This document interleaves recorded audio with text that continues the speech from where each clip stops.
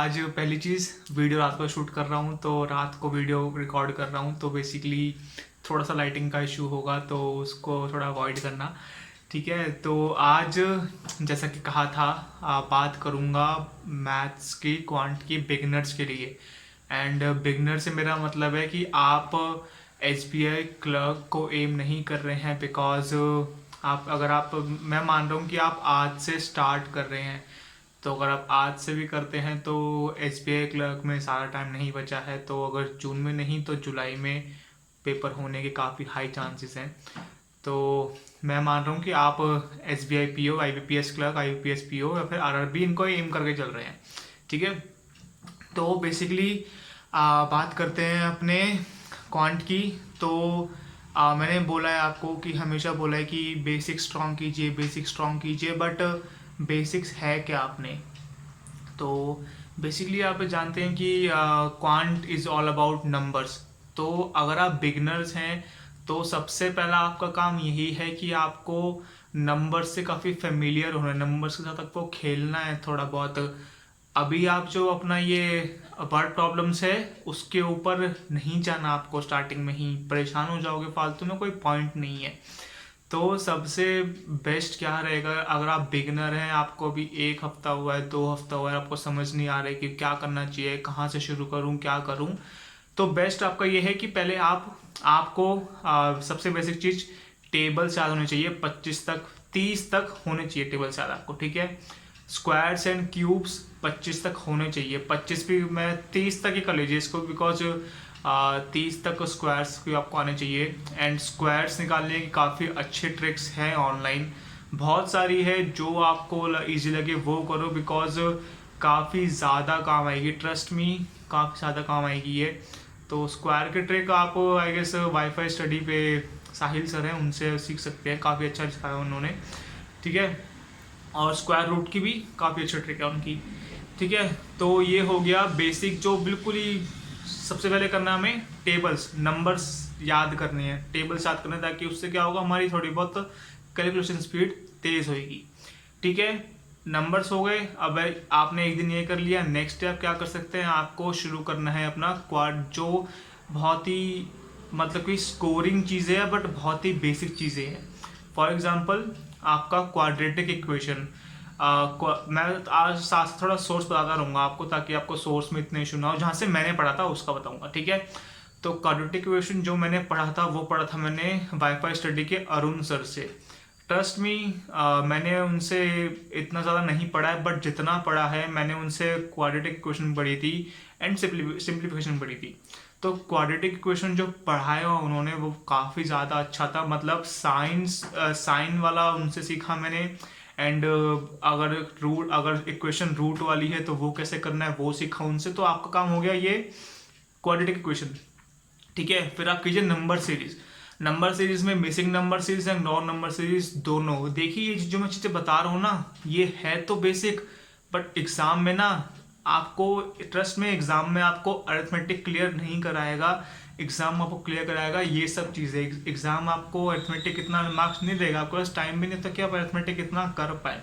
आपके पास बहुत टाइम होगा, आप बहुत कम टाइम में ये बहुत ज़्यादा मार्क्स स्कोर कर सकते हैं, अगर आपकी ये चीज़ स्टार्टिंग से ही बहुत अच्छी रही तो। ठीक है, ये अपना हो गया quadratic equation and wrong number series. Then फिर आप जा सकते हैं हल्का बहुत इंट्रोडक्शन, जस्ट इंट्रोडक्शन डीआई का, कि बेसिक हल्की बहुत अप्रोच। मैं ये नहीं कह रहा कि आप परसेंटेज बेस्ड डीआई ढूंढे, नहीं, नॉर्मल डीआई की मतलब बस एक, जो कि हम 10th क्लास में सीखा करते थे वैसे डीआई, किसी उस पे बेस्ड नहीं, काफ़ी बेसिक डीआई। ठीक है, आप बस एक हफ्ता सिर्फ इस पे निकालिए। उससे पहले आप मत जाइए, उससे पहले आप ये सिंप्लीफिकेशन और ये वो रैंडम मल्टीप्लिकेशन, क्वाड्रेटिक इक्वेशन, ये सब कीजिए। ठीक है, और रिमेंबर, ऑलवेज रिमेंबर, वीक के एंड में आपने जो भी पढ़ा है 5 दिनों में, आपको छठे दिन उनको रिवाइज करना है, क्योंकि कोई फ़ायदा नहीं है अगर आप 5 दिन चाहे जितना अच्छे से पढ़ ले, बट अगर आपको वो चीज़ नहीं आती छठे दिन पे आके रिवाइज करने के टाइम पे, तो सारी मेहनत वेस्ट गई है। ठीक है, तो प्लीज़ हमेशा रिवाइज करना उसको, ऐसे रिवीजन को कभी भी अंडर एस्टिमेट मत करना। ये मत सोचना कि मैंने कल ही पढ़ा था इसको, आज मैंने फ्राइडे को पढ़ा, सैटरडे को फिर से क्यों पढ़ रहा हूँ। Please don't under estimate revision, okay. तो बेसिक, सबसे बेसिक चीज़ें मैंने बताई आपको कि ये चीज़ें करनी है आपको। क्वाड्रेटिक इक्वेशन टेबल्स याद करने हैं, क्यूब्स, स्क्वायर्स, देन आपका सिंप्लीफिकेशन करनी है, आपको ट्रिक्स देखनी है कि कैसे जल्दी सॉल्व होती हैं।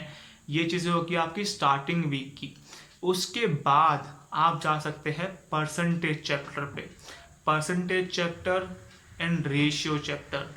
ट्रस्ट मी, ये अरिथमेटिक का बिल्डिंग ब्लॉक है। इससे आप ना अरिथमेटिक के 80% क्वेश्चन कर सकते हैं अगर आपका स्पेशली रेशियो सही है। तो देखिए, परसेंटेज आपको काम आएगा कैलकुलेशन स्पीड तेज करने में, रेशियो काम आएगा आपका कैलकुलेशन स्पीड तेज करने में भी, और क्वेश्चंस को अलग तरह से देखने में।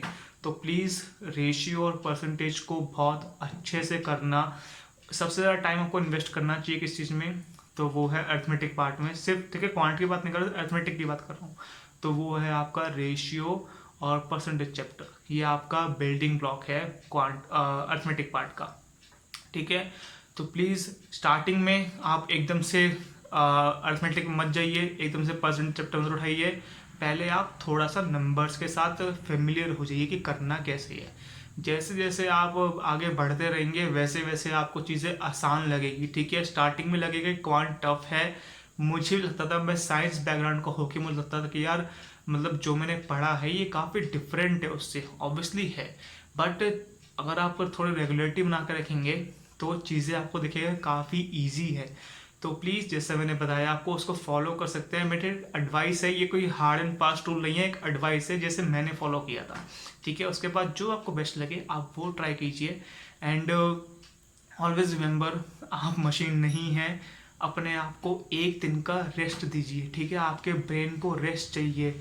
5 दिन पढ़िए, एक दिन रिवाइज कीजिए, देन एक दिन खुद को रिवॉर्ड कीजिए, रेस्ट कीजिए। मैं पहले ही बोल चुका हूँ, रेस्ट काफ़ी इंपॉर्टेंट है, ओके। तो अभी की चीज़ यही थी। एंड डीआई वगैरह वो उसकी मैं अलग से बात कर दूंगा, बट डीआई क्योंकि काफ़ी आगे जाके चीज़ें आती है, डीआई जो एग्ज़ाम में आते हैं वो काफ़ी आगे जाके बात आती है उसकी। तो पहले आप अपना ये बेस स्ट्रॉन्ग कर लीजिए, उसके बाद कुछ होगा तो मैं उसके लिए अलग से वीडियो बना दूंगा, ठीक है। Till then take care and bye.